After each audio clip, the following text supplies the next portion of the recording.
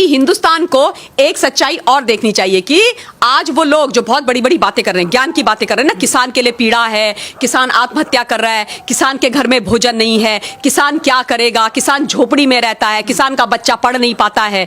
इतने सालों से, 70 सालों से इस देश का दोहन किया, इनको किसान का दर्द नहीं दिखाई दिया, इनको किसान की पीड़ा नहीं दिखाई दी। जब इन्होंने अपने बिचौलिए बिठाए मंडियों के अंदर इन्होंने इलेक्शंस नहीं होने दिए, वही लोग मंडियां इनकी कमिटियां चलाती रही और जो 100 रुपए का सामान होता था, जिसके 100 रुपए किसान को मिलने चाहिए थे, उसके 50 पैसे दिए, किसान को मरने के लिए छोड़ दिया। उसके बाद उस सामान को कोल्ड स्टोरेज में डाला, फसल को मार्केट में उसकी आवश्यकता बढ़ाई, उस 50 पैसे से लिया हुआ सामान 1000 में बेचा और हम तक पहुंचते पहुंचते वो 2000 का आ गया। 2000 में से किसान को कितना मिला? 50 पैसा।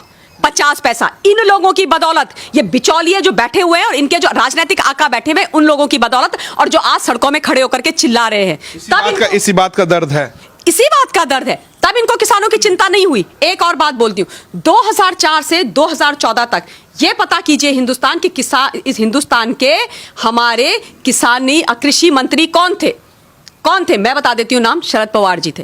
और अब आप एक काम कीजिएगा, मैं ये डेटा मैं आपको नहीं बताऊंगी, आप 2004 टू 2014 तक ये निकालना कि कितने किसानों ने हिंदुस्तान के अंदर आत्महत्या करी, किस पूरे देश के अंदर और राज्यों के अंदर और खासतौर पे महाराष्ट्र के अंदर। निकालेंगे, दूध का दूध और पानी का पानी हो जाएगा, इनका काला चेहरा सामने आ जाएगा। शरद पवार जी सारे प्याज की सारी मंडियां कंट्रोल करते हैं, वहां पर सारी मंडियां कंट्रोल करते हैं और उसके बाद अगेन 50 पैसे में लेके उसकी होर्डिंग करते हैं, उसके बाद बेचते हैं। इन लोगों से प्रश्न नहीं किए जाने चाहिए? ये लोग जिम्मेदार नहीं है? कितनी आत्महत्याएं हुई हैं किसानों की महाराष्ट्र के अंदर, सुशील, ये तो सारा विश्व जानता है, ये केवल हिंदुस्तान की बात नहीं है। देश के अंदर कितनी आत्महत्याएं हुई इस पीरियड के अंदर? कहां थे ये लोग? कहां थे? क्यों किसानों के लिए खड़े नहीं हुए? क्यों किसानों के लिए बिल नहीं बनाए? क्यों किसानों के लिए रिफॉर्म क्यों नहीं हुए? क्यों किसानों की चिंता नहीं करी? क्यों नहीं करी?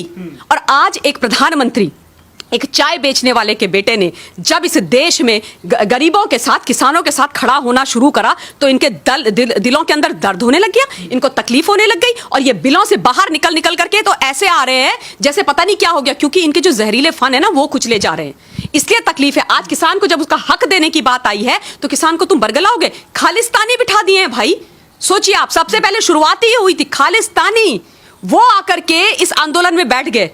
आप सोचिए, जस्टिन ट्रूडो, कनाडा के प्रधानमंत्री का हिंदुस्तान के किसानों से और हमारे इंटरनल मैटर से क्या मामला है और क्या लेना देना है? उसका क्या लेना देना? जस्टिन ट्रूडो वहां से मैसेज भेज रहे हैं और पूरे देश में उसको, पूरे विश्व के अंदर उसको वायरल कर रहे हैं और अपना सपोर्ट जाहिर कर रहे हैं। और बाय द वे, वही जस्टिन ट्रूडो हैं ये, WTO में जस्टिन ट्रूडो ने MSP का विरोध किया, वहां विरोध करते हो और यहां पे एक वीडियो मैसेज भेज करके हमारे यहां के लोगों को बरगलाते हो। क्यों खालिस्तानियों का साथ दे रहे हो? क्यों खालिस्तानियों का साथ दे रहे हो? परेशानी यह है कि जयचंद हमारे देश में है, सुशील।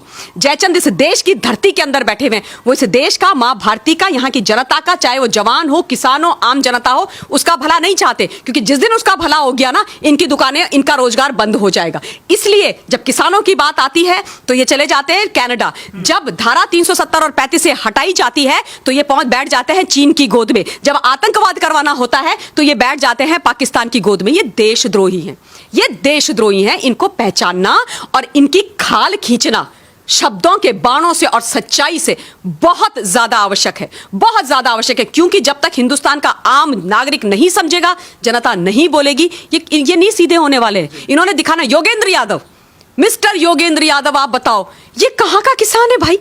मैंने तो आज तक इनको, मतलब आप पूछिए इनसे पूछिए कि इनकी कितनी बीघा जमीन है, इनको पूछिए बीघा होता क्या है, पूछिए आप इनसे, अंग्रेजी बोलते हैं एलीट, इनसे पूछिए बीघा क्या होता है, कितनी बीघा जमीन है आपकी, पूछो आप, और कहां पर है और कितने आपके यहाँ, कितनी मतलब कभी आपने की है, कभी कोई रोपाई वोपाई की है कभी गांव में जाकर के? फसलों के आपको पता है कौन से सीजन में कौन सी फसल होती है? आप वहां पर गमछा ऐसे सर में लगा करके आप पहुंच गए किसानों के बीच में। ये तो वो व्यक्ति हैं, मुझे अभी तक याद है जब JNU में छात्र आंदोलन हुआ तो ये वहां भी कूद गए थे। नेताजी से ये स्टूडेंट बन गए, अब ये नेताजी से किसान बन गए।